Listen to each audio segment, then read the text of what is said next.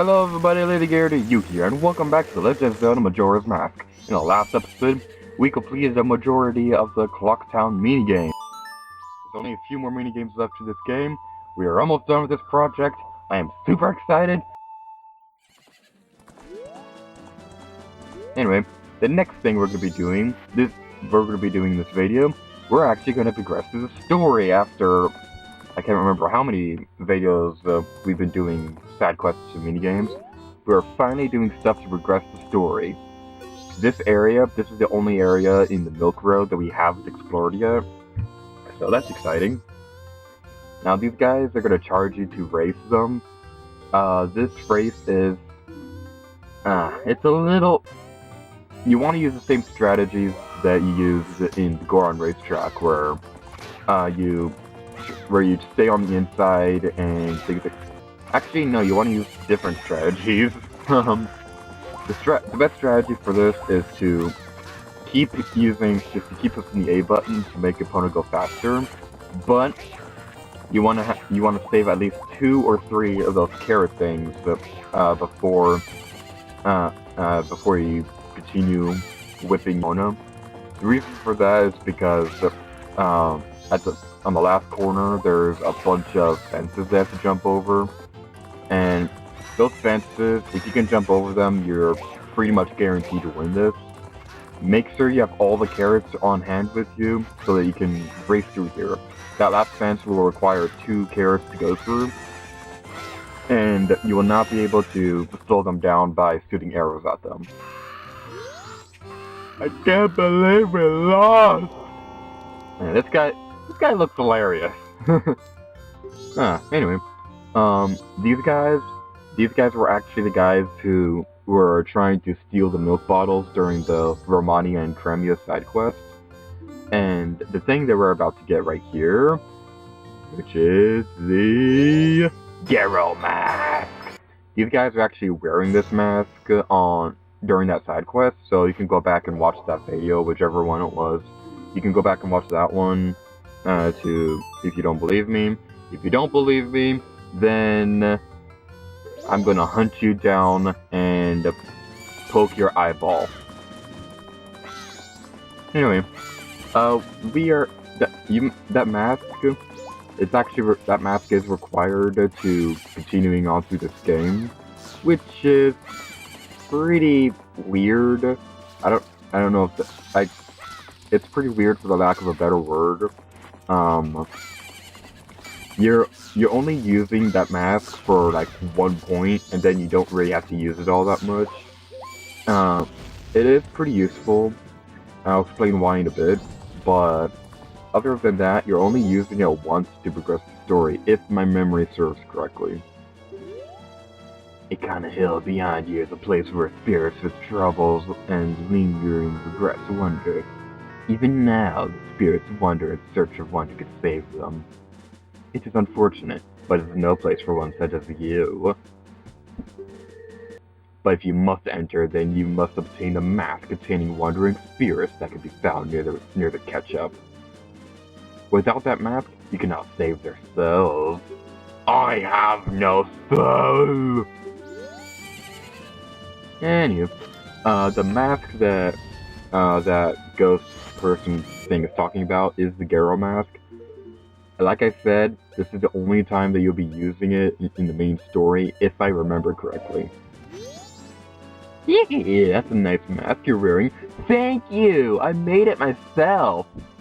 That's the mask of the leader of the ninjas once spied on the hilltop castle. With that, you may be able to call out their spirits that even now are still wandering.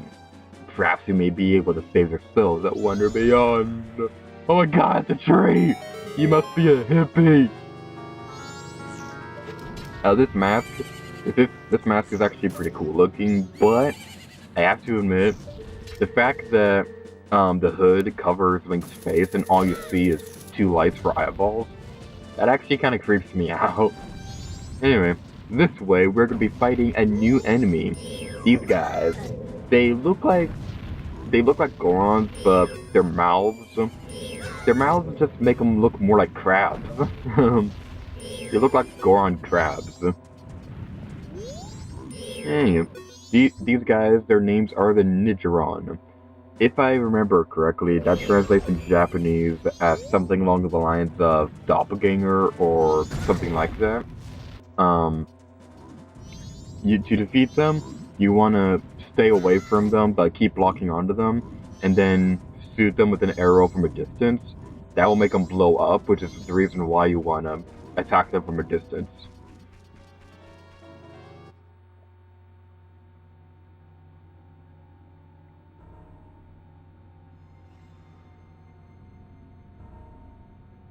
Welcome to Ikana Canyon. We are in the road!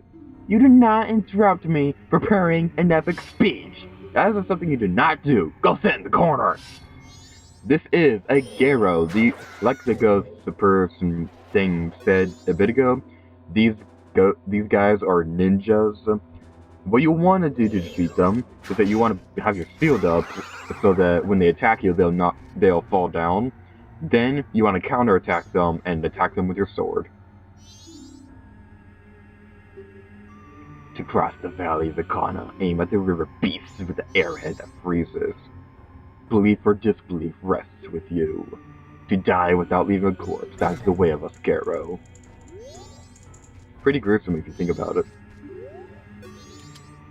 Hey, that's a nice bird you have. You know, lately, fattening ghosts have been appearing in the kind of village. It seems like the ghosts of the kind of well family or something. There's no one living there anymore, so I'm moving there back. Now there's only a little curious parent and a child living there that research the ghosts that I mentioned. That's a nice sword. Can I see it for a second? Say no. If this guy takes your sword, then he's gonna steal it. It's really rude, and actually that's the same guy who was trying to steal the bomb bag from the old hag back in episode 11, I think. He was the guy that we accidentally blew up. And fun fact, he's the only NPC in the game, possibly even in the entire Zelda series, that he's the only NPC who Link can actually kill. If you blow him up, he will not appear anywhere else in the game until you reset time, which actually hinders a side quest that I would be taking care of after this next dungeon. Something very interesting that I've been wanting to talk about for a very, very long time. I think I found this out. I think I learned about this when I was making the Snowhead videos. I think I even briefly talked about it before.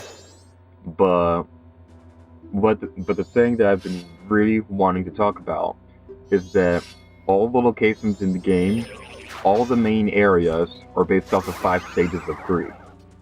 Clocktown is based off denial, because everybody sees that the moon is going to crush them. They even acknowledge that the moon is coming down. There's even a conversation that you can trigger during a side quest where there are these 2 groups of people fighting over whether they should stay or leave. The moon,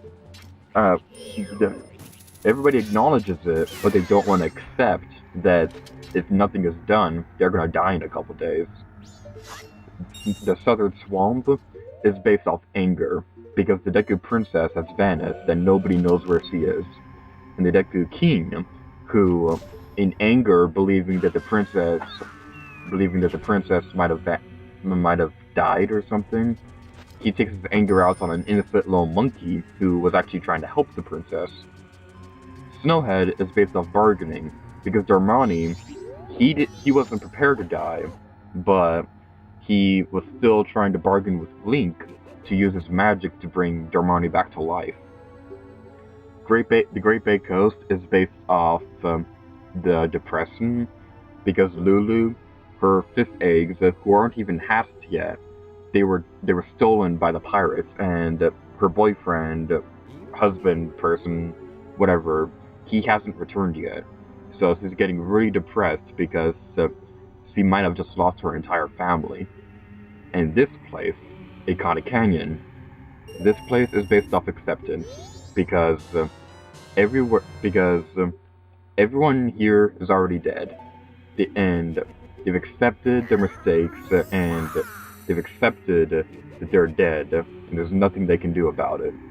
So they're moving on.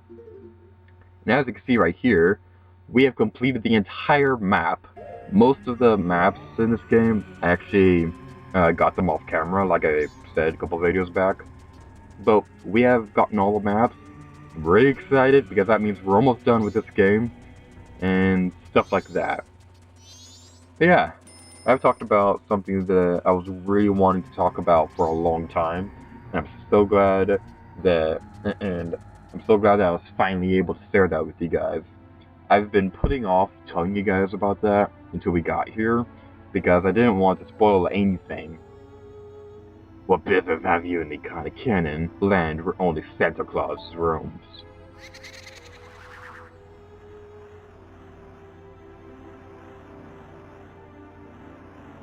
This is no place for one as full of life as you. Or do you say you wish to join the dead? That is fine. If that is the case, then sleep gently to the melody of darkness and join the ranks of the dead. Now what we want to do is that we want to play the song that we learned at the Ikana graveyard.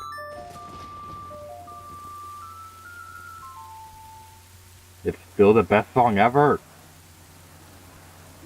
What is this? The song can't be the song. I am the great mighty Poe, and I'm gonna suck the life out of you. Whether you like it or not, I'm immune to your Deku snot. You are going to die in here, you little brat.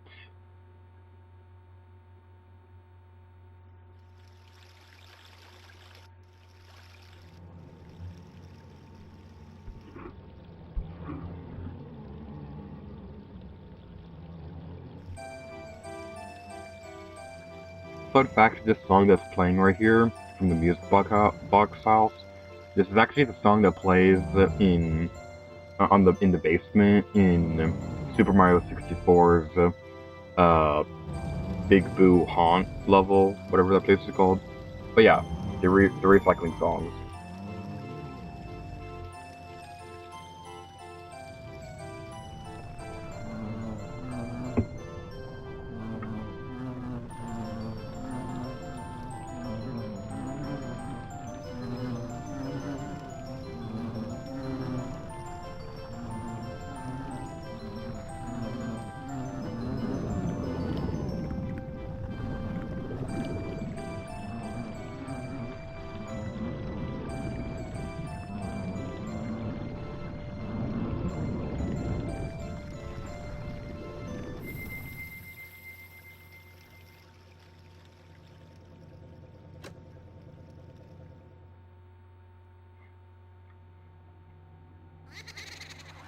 Platt, my dear brother,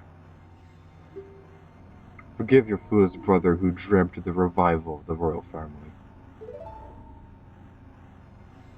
Yet ye who do not fear the dead.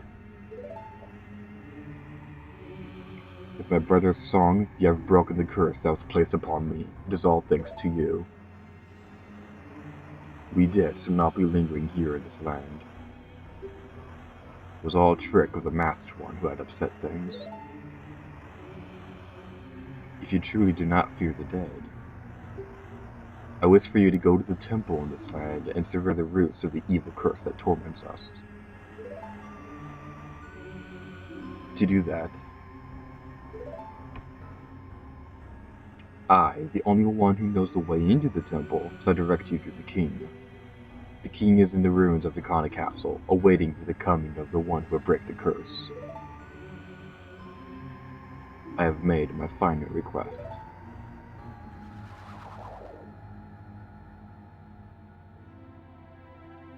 That cutscene always stood out for me because I don't know, that cutscene was just always really brilliantly well written. And I congratulate whoever wrote that cutscene because that cutscene was just awesome. Anywho, we have one last thing that we're going to be taking care of. And I'm going to put this on the record right now. When I die, my final request is that my DS would be buried with me, and that my coffin would be made out of pizza, and that the coffin would be buried inside a pool of eggnog that nobody would be allowed to touch. Anywho, over here we have to actually bomb this place, which is pretty sad because we just saw a little girl coming out of it.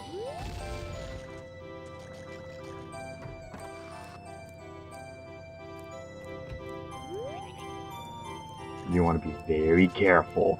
It's Metal Gear Zelda, even though Zelda's not in this game. Get inside the door! Why am I having so many troubles getting inside a frickin' door? Anywho, over this way, nothing is gonna come out at us. Oh my god, the zombie!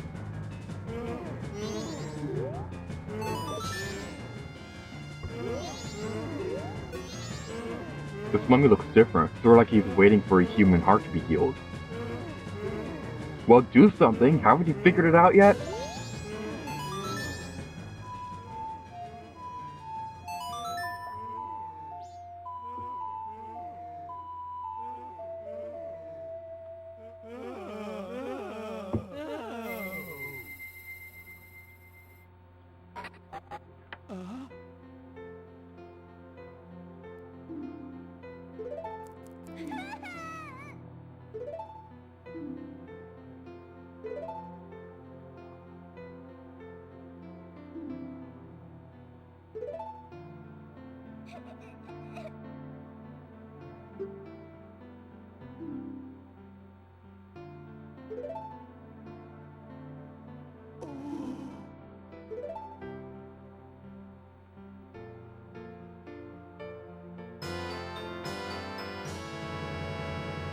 And we get the Gibdo mask.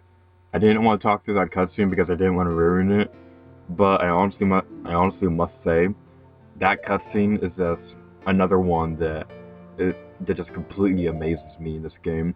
It's really amazing that this entire game was only made in just barely over a year, and yet there's so much into it.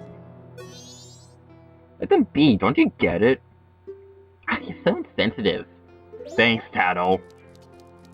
Anywho, now that we've done that, we're going to end this video off here. So, in the next episode, I'm going to be taking care of all the side quest that involves frogs and things like that. Until next time, later gator to you. Oh yeah.